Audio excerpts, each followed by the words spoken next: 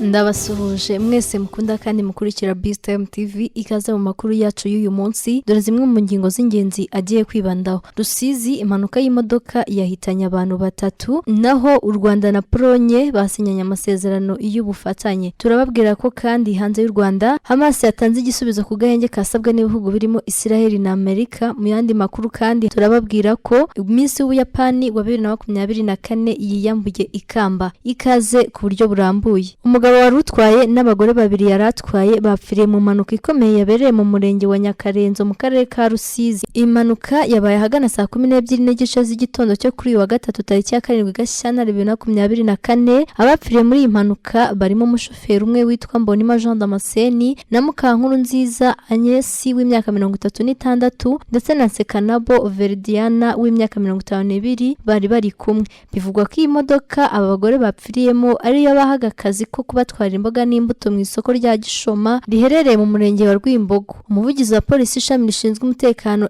SP Emmanuel Kayigi yabwiye igihe ko impanuka yatewe n'uko imodoka yabuze feri. Ni mu gihe mu karere ka Kayonza umugabo akekwaho kwicira umugore n'umwana nawe akiyahura. Umugabo mu karere ka Kayonza w'imyaka 30 y'amavuko arakekaho kwicira umugore n'umwana we w'imyaka 3 hanyuma akiyahura akoresheje umugozi yimanitsemo nyuma y'igihe kinini babana mu makimbirane. Ibi byamenyekanye ku mugoroba wo kuwa kabiri tariki ya 6 Gashyantare 2024 byabaye mu mudugudu wa Humure akagari ka Kiyovu mu murenge wa Ndengo mu karere ka Kayonza. Umuvugizi wa polisi y'u Rwanda mu ntara y'Iburasirazuba SP Twizeyimana Hamduni yabwiye igihe ko kugira ngo ibi bimenyekane byaturutse ku baturage bahamagaye kuri polisi bavuga ko inzu baturanye irimo umuntu uko nkaho hari ikibazo. Yavuze ko bijya gutangira umuryango wimutse mu ntara y'Amajyepfo. Kugeza ubu RIB yatangiye iperereza kugira ngo hamenyekane icyabishe, ariko bivugwa ko umugabo ari we wabishe yarangiza nawe akiyica. Mu yandi makuru, u Rwanda na Polonye kuri wa gatatu tariki ya 7 Gashyantare 2024 basinyanye amasezerano y'ubufatanye mu bukungu n'ubucuruzi, ubufatanye mu ikoranabuhanga ritangiza ibidukikije, ibijyanye no kurengera ibidukikije, ubucukuzi n'ingufu. Ni amasezerano yashyizweho umukono na ba minisitiri bashinzwe ububanyi n'amahanga ku mpande zombi, Dr Vincent Biruta na Andrzej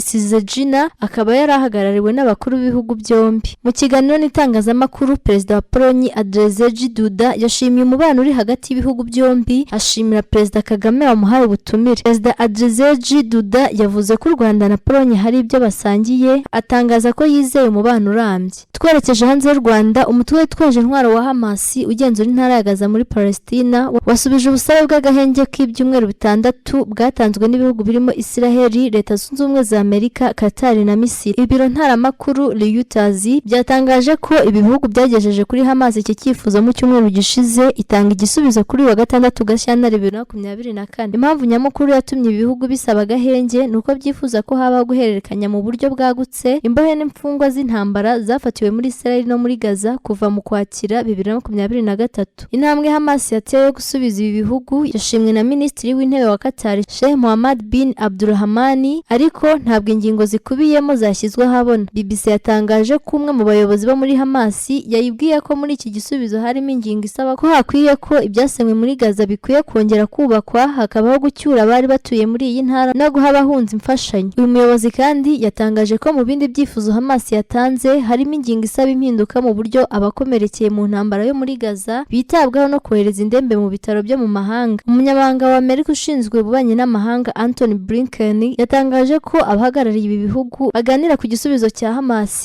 kuri wa 7 Gashyantare 2024 kugira ngo bemeze igikurikiraho. Minisiteri y'ubuzima muri Gaza yavuze ko abantu barenga 227 bamaze gupfira muri iyi ntara kuva mu mpera za 2023 ubwo ingabo za Israel zatangiraga kugaba ibitero muri iyi ntara. Guverinoma ya Israel yo yavuze ko abiciye mu gitero Hamas yagabye muri iki gihugu tariki ya 7 Ukwakira 2023 ari 200. Ni mu gihe abaturage bo mu mujyi wa Sake uherereye ku birometero 27 mu burengerazuba bw'umujyi wa Goma muri RDC batangiye guhungira i Goma nyuma yo kubona abasirikare bari bahanganye na M23 bataye ibirindiro bagahunga. Umuyobozi w'umutwe w'abarwanyi wa M23 Bertrand Bisimwa yatangaje ko ingabo za FARDC zabagabye ibitero mu rukerera ahitwa Mushaki. Ibisasu bigwa mu baturage bituma biyemeza kubarinda, birukana ingabo za Kongo zari mu birindiro mu dusozi twa Nturo ya mbere na Nturo ya kabiri. Bertrand Bisimwa yatangaje ko ingabo zitagomba kugumana ibice bibangamiye abaturage. Imirwano yakomereje mu nkengero z'umujyi wa Sake ndetse abarwanyi ba M23 vuba bafata ibirindiro bikomeye by'ingabo za FARDC byari ahitwa Madimba hejuru y'umujyi wa Sake. Saa 12:20 igisasu cyaguye mu mujyi wa Goma ahitwa Mugunga, icyakora ntacyo cyangije. Umuvugizi wa leta ya Kinshasa Patrick Muyaya ku mugoroba tariki ya 6 Gashyantare 2024 ari kumwe n'umuvugizi w'ingabo za FARDC batangaje ko umujyi wa Goma utazafatwa na M23 kubera ingamba zafashwe na leta ya Kinshasa. Minisitiri w'ingabo muri Repubulika Iharanira Demokarasi ya Kongo Jean Pierre Bemba tariki ya 5 Gashyantare 2024 yatangaje ko inama nkuru y'umutekano yayobowe na Perezida Felix Antoine Tshisekedi yamaze gushyiraho ingamba zituma umujyi wa Goma udafatwa, ndetse ingabo za FARDC zikaba zigomba kwisubiza uduce twafashwe na M23. Reka dusoreze mu Buyapani aho Miss Carolina Shino ufite imyaka 26 ukomoka muri Ukraine yiyambuye ikamba nyuma yo kuvugwaho kuba akundana n'umugabo ufite umugore. Shino ukomoka ku babyeyi b'abanya-Ukraine akaba yarakuriye mu Buyapani kuva afite imyaka 3 ahitwa Inagoya, yambitswe ikamba rya Miss Japan tariki ya 22 Mutarama 2024.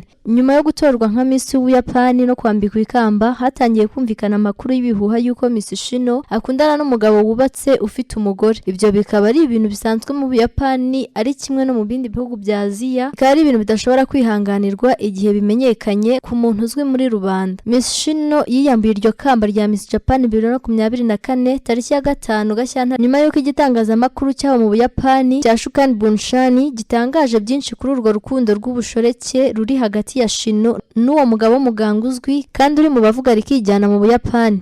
Shino mu kwiregura kuri ibyo byamuvuzweho yemeye ko koko yahoze akundana n'uwo mugabo w'umuganga, ariko bakaza gutandukana nyuma y'uko amenye ko afite umugore basezeranye. Ishyirahamwe rya Miss Japan ryari ryabanje gusa naho rirengera Miss Shino, naryo byarangiye risabye imbabazi mu ruhame kubera icyo kibazo. Iryo shyirahamwe ryaboneyeho gutangaza ko umwanya wa Miss Japan ugiye gukomeza kubaho gusa nta muntu urimo kugeza mu mwaka utaha hatowe undi Miss Japan. Ndabashimiye mwese twabanye muri aya makuru, njyewe yabagezagaho Ndi Grace Iratubona. Ibiganiro n'amakuru bya BizTime TV byo birakomeje, mugire ibihe byiza.